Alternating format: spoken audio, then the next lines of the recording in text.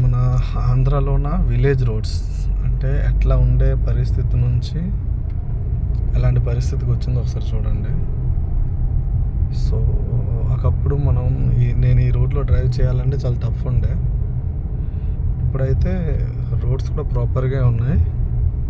And even విలేజెస్లో కూడా ఇట్లాంటి రోడ్స్ చూడడం అంటే గ్రేట్. ఇంకా అంటే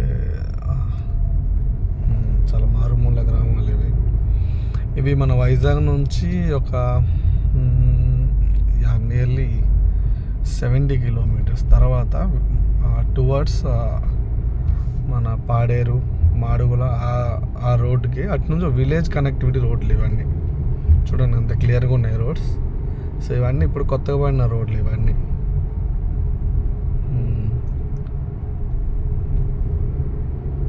సో ఉన్న రోడ్లకి ఇప్పుడు యాక్చువల్లీ మనం ఎవరిని జడ్జ్ చేయలేము ఎవరు గొప్ప ఎవరు గ్రేట్ అని.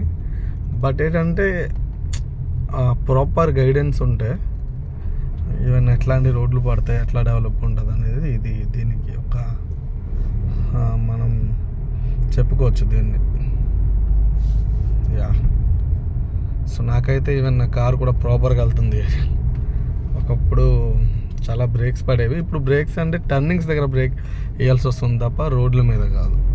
ఎస్, ఓన్లీ టర్నింగ్లో వచ్చినప్పుడు మనం బ్రేక్లు వేయాలేమో, కానీ రోడ్ అయితే ప్రాపర్గా ఉంది, చూసుకోవచ్చు మీరే.